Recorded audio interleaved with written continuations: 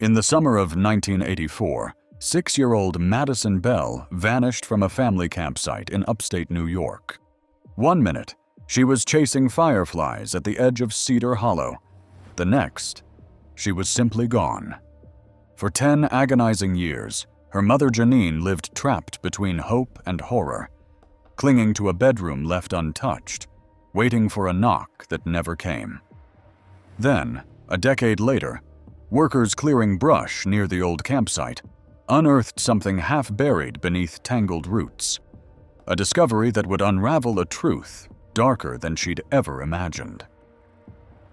The summer of 1984 was supposed to be simple, just a weekend away from the hum of traffic and the stale routine of the city, a chance to breathe clean air, watch Madison's freckles deepen in the sun, let life slow down. They pitched their tent at Cedar Hollow Campground in upstate New York, a place that smelled of pine sap and sun-warmed earth. The towering trees stood like silent sentinels, their green crowns whispering secrets high above. Around them, other families filled the clearing with laughter, kids darting between tents with butterfly nets, dogs chasing each other through the underbrush, someone's transistor radio playing a tinny pop song that mingled with the drone of cicadas. 6-year-old Madison couldn't get enough. She loved camping with the fierce, bright joy only children could muster. Loved how the night sky seemed to stretch forever, so full of stars, it made her giggle in wonder. She clutched Mark's old brass compass like it was enchanted, running ahead on the trail, breathless with delight each time the needle spun and settled. "See, Mama, it always knows where we are," she'd declared, eyes wide as though the tiny swinging arrow could point them straight to adventure, or home. On the second afternoon, Janine was slicing oranges at the picnic table, the juice slick on her fingertips, catching flashes of sun. Madison was just yards away at the tree line, piling up sticks for a fort she planned to build. She glanced back at her once, grinning, her hair sticking to her forehead in sweaty strands. And then, nothing. It took Janine a moment to register the stillness. The air seemed to hush, like the woods had drawn in a long breath and refused to let it out. "Madison?" she called, her voice unnaturally loud in the sudden quiet. No cheerful reply came floating back. No small figure burst from behind a tree. Just the indifferent rustle of needles high above, whispering on a breeze that didn't care at all. Panic unfolded inside her, slow and cold, then faster, sharper. She dropped the knife and ran to where she'd last seen her. The ground there looked undisturbed, no sign of a struggle, no twisted branches or footprints veering off into the brush. It was as if she'd simply evaporated into the warm summer air. They searched until dusk, voices growing hoarse, then through the close darkness of night with flashlights that carved trembling tunnels of light through the endless trees. Mark shouted himself raw, stumbling over roots and brambles, eyes wild. Janine kept calling Madison's name in a whisper that broke again and again. Somewhere deep in the forest, an owl hooted, oblivious. At dawn, rangers arrived. Radios crackled with clipped instructions. Dogs strained at harnesses, noses low to the ground. Helicopters thudded overhead, sending leaves spinning in frantic spirals as they scanned the canopy with cold, unfeeling eyes. But they found nothing. No small shoeprint pressed into damp earth. No scrap of Madison's bright blue windbreaker caught on a branch. Not even a candy wrapper from the treats she'd been sneaking all afternoon. It was as if the forest had simply opened its green, shadowy throat and swallowed Madison whole, leaving not even an echo behind. Janine never left their narrow clapboard house on Sycamore Lane in Albany. She couldn't. What if Madison somehow made her way back? Barefoot and tear-streaked, hungry and scared, asking why the porch light was dark, why no one was there to scoop her up and say everything would be all right. So she stayed.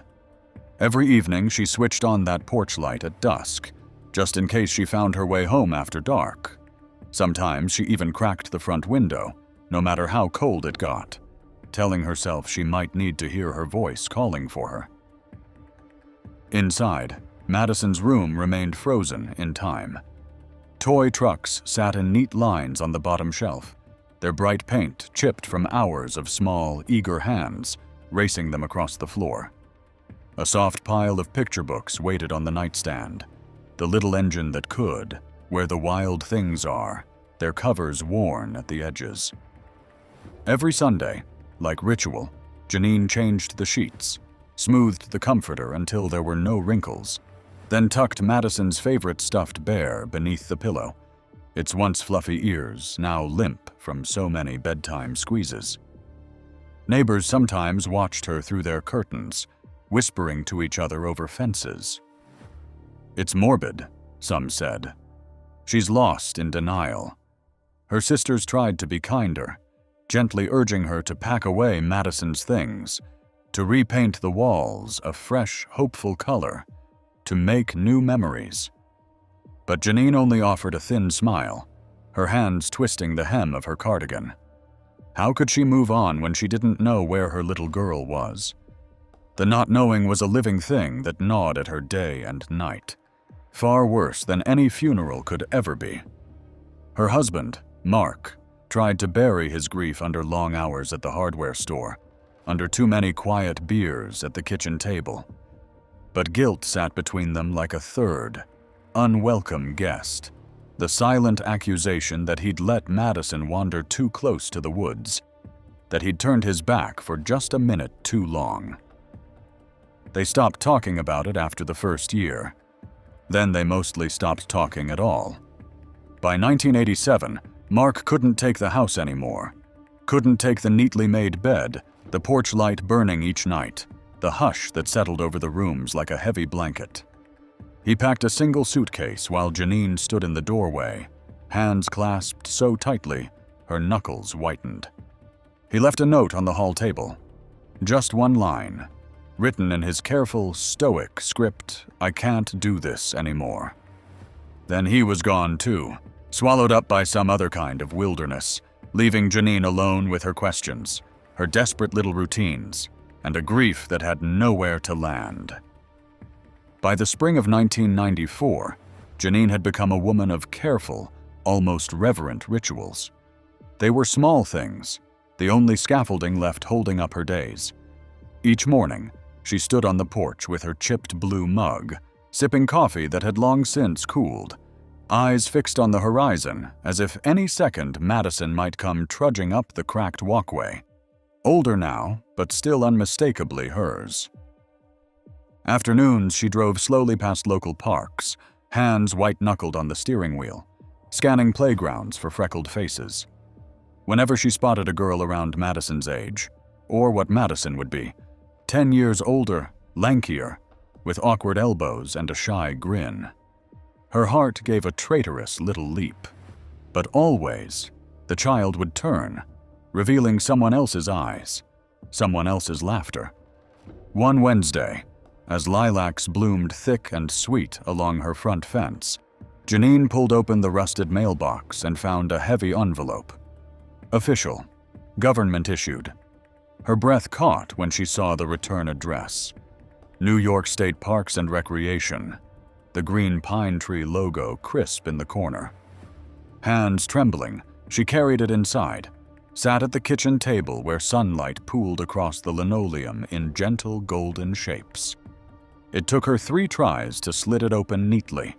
Her fingers felt numb, clumsy. Inside was a formal letter, the kind that struck dread by sheer force of its officious language. It explained that Cedar Hollow was undergoing renovations. Trails were being widened, hazardous deadfall cleared, old cabins slated for demolition.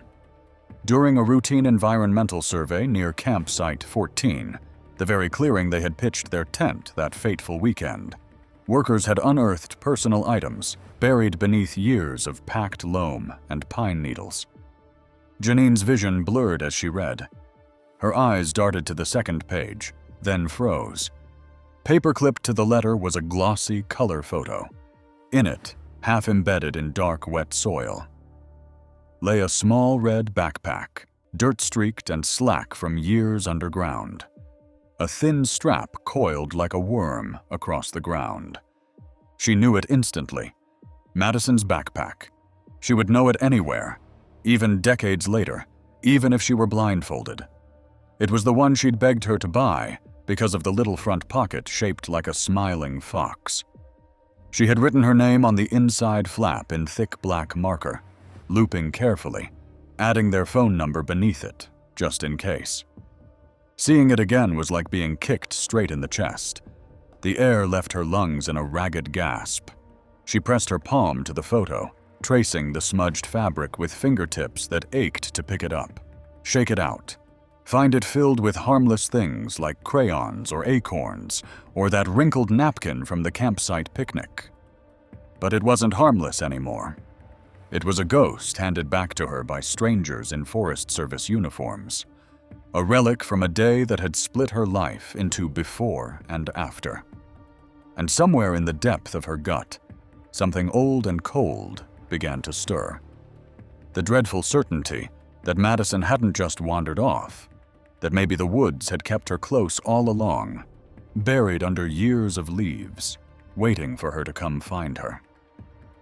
2 days later, Janine found herself standing once more at the edge of Cedar Hollow's main trail, the same trail where, 10 years earlier, she'd watched Madison scamper ahead, her small sneakers kicking up dust, her laughter ricocheting off the trunks. Now the air was dense with new green, tender leaves unfurled everywhere, the smell of damp earth rising warm and sweet. Birds argued overhead in shrill bursts, oblivious to the heavy grief that seemed to hang off Janine's shoulders like a sodden cloak. A park ranger named Thomas, broad-shouldered with a sun-reddened neck, walked slowly beside her. His voice was low, careful, as if any sudden noise might startle the wound inside her. He explained how the maintenance crew had been clearing fallen limbs when the blade of a shovel struck something unexpectedly hard. They thought it was a rock at first. Then they realized it was the corner of Madison's backpack, pressed deep under a mat of tangled roots. Nearby, snagged on brambles, were faint scraps of faded blue nylon, the same bright sky color as Madison's little windbreaker. Janine felt dizzy. She had to reach out and steady herself against the rough bark of a pine. It scraped her palm, grounding her in its scratchy reality. Thomas led her carefully along a narrow spur trail that broke off into deeper shade. The scent shifted here, stronger, more mossy, threaded with the peppery tang of crushed fern. Finally, he stopped, gesturing with a quiet solemnity. "There," he said, almost a whisper. Between two ancient oaks whose massive roots curled and writhed like giant, sleeping serpents, lay a shallow hollow. The soil was dark and raw, fresh from the dig. Patches of disturbed leaf litter lay like bruises against the ground. A small pink flag marked the precise spot. Janine's breath snagged painfully in her chest. She knelt on shaky knees, her hand hovering over the churned earth. For a heartbeat, she half expected to feel Madison's small, warm fingers slip into hers, to hear her giggle bubbling up as she leapt from hiding. "Surprise, Mommy!" the way she used to pop out from behind trees clutching handfuls of wildflowers or odd little rocks she'd decided were precious. But the hollow only stared back at her, silent, emptied of all but echoes. Memories surged, sharp and bright and cruel. Madison's freckled face tilted up at her, asking if fairies lived inside tree knots. The serious way she would place acorns in her palm, as if entrusting her with treasure. The soft thump of her feet on last year's leaves, that giggle slicing through the woods like sunlight through the canopy. How could this quiet, sun-dappled place, so tender, so alive with growing things, have become a tomb? How had the same woods that once seemed to promise adventure and magic turned into the final keeper of her child's small, bright life. Janine's hand finally dropped to her lap. Tears slipped from her chin to darken the turned soil below, merging there with the hidden history of everything that Forrest had taken and never given back. That evening, the house felt too still, as if holding its breath right along with her. The kitchen clock ticked with exaggerated loudness, each second seeming to echo off the walls.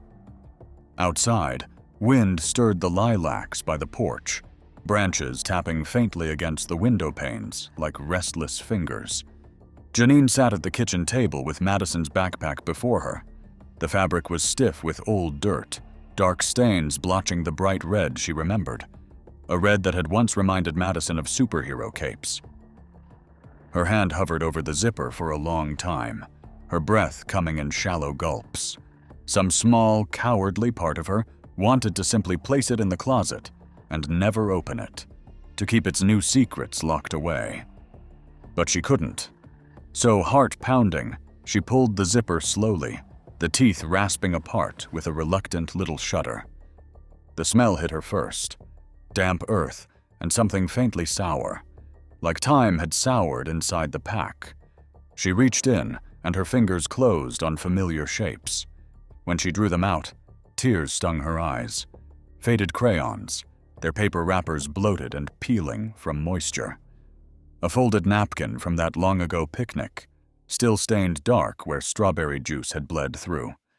And nestled carefully at the bottom, the compass. Mark's compass. The glass was cracked in a spider web that caught the overhead light, but inside the tiny needle still trembled and pointed stubbornly north, as if even after everything it refused to lose its purpose. Janine cradled it in her palm. For a fleeting moment, grief softened. Just a mother holding on to a little piece of the life that had been. But when she unzipped the smaller front pocket, her breath caught. There was something she didn't recognize. A small cloth pouch, grimy and tied tightly with coarse twine.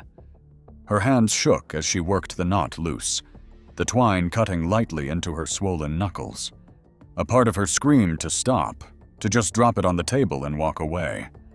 The pouch opened with a faint, musty exhale. Inside were teeth. Tiny, smooth-edged teeth. Far too many to be Madison's. Not the innocent handful a mother might keep from under pillows, placed there by giggles and hopeful whispers to the tooth fairy. These were different. Wrong.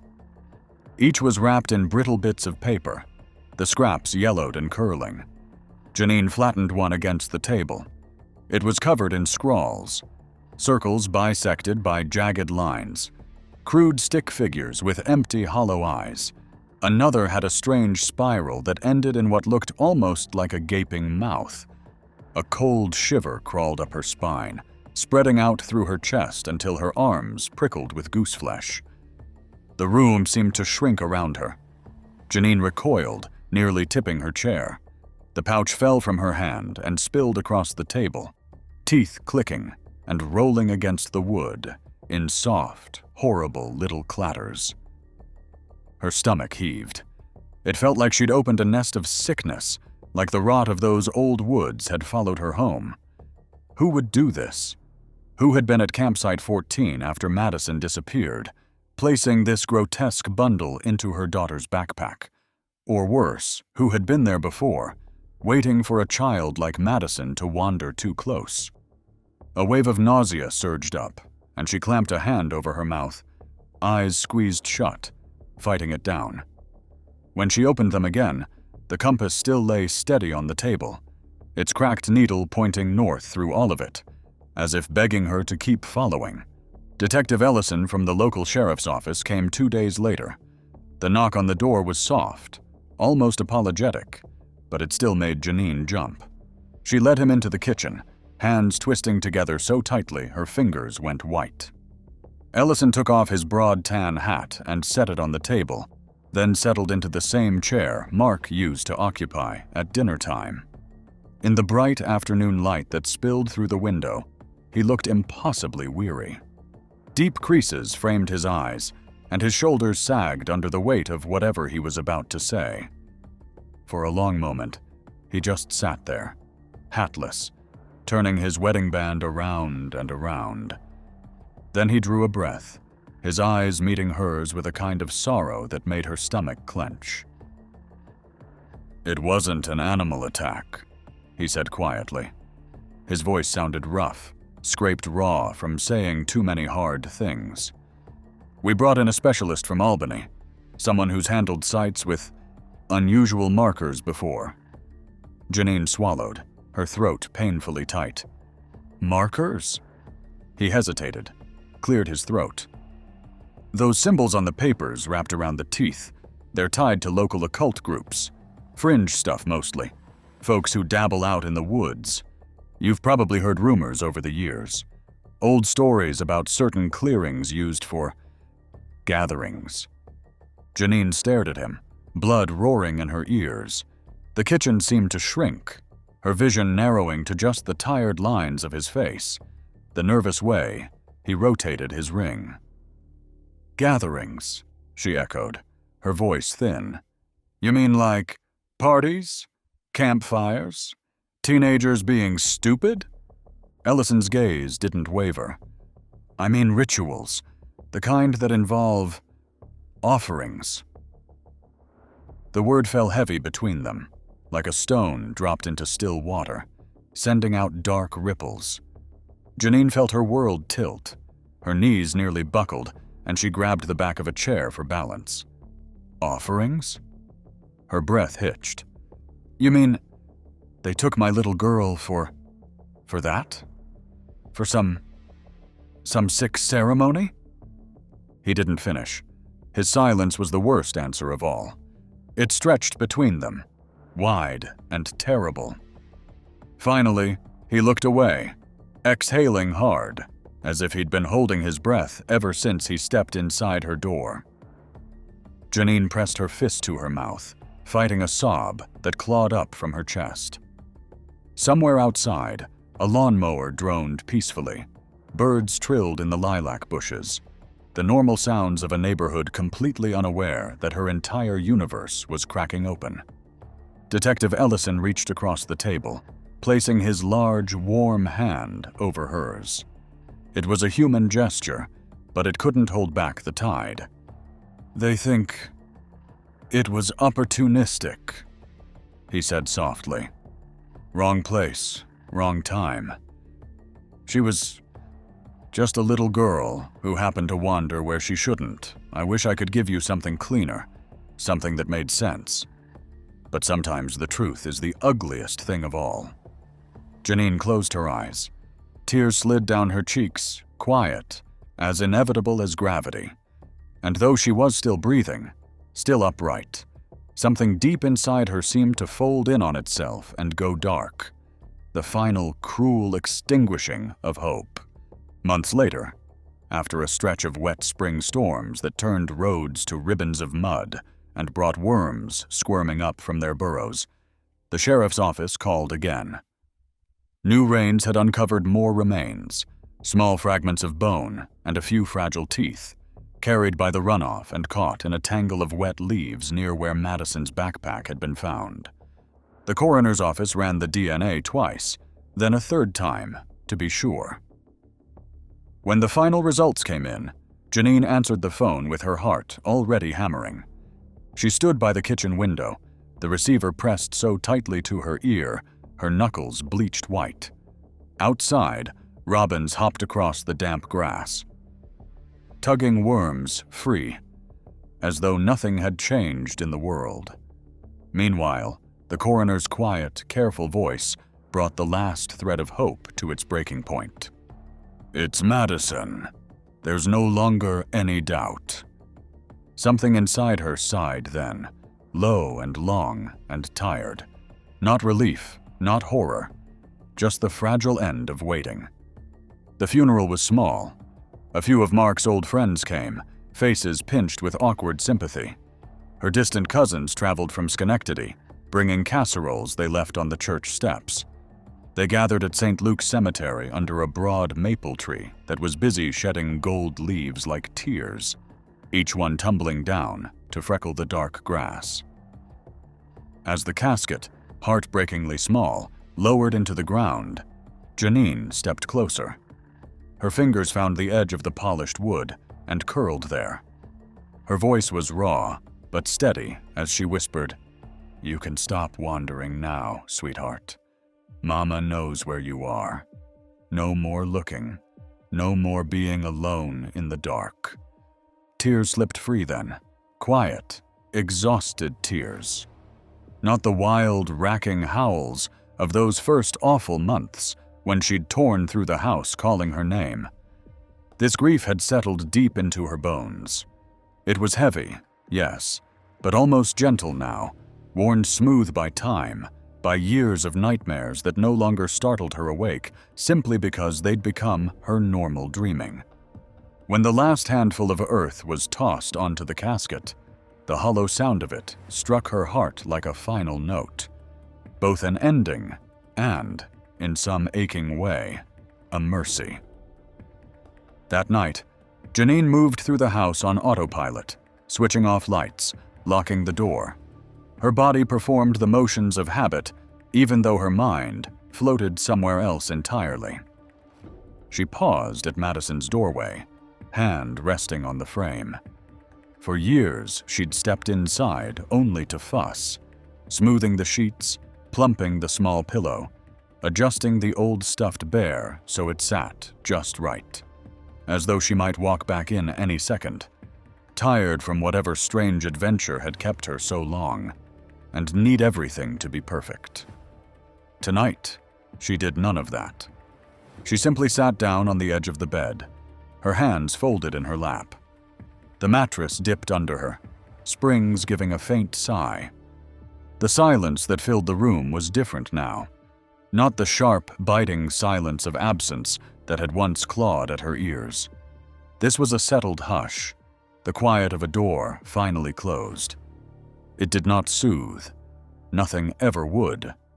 But it didn't cut as deeply anymore. Janine knew she would still ache, still startle at the sound of little girls laughing in grocery aisles, still pause over small pairs of shoes displayed in shop windows. Grief had stitched itself into the very fabric of who she was. She would carry its shape always. But she would no longer keep Madison's room waiting. She didn't need it, and somehow for the first time in 10 years, Janine realized she didn't either. The forest had taken her daughter, hidden her under roots and earth, tangled her up in dark rites she would never fully grasp. But at least she knew.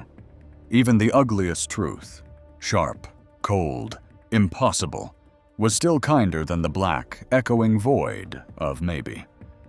And with that final knowing, the long vigil was over.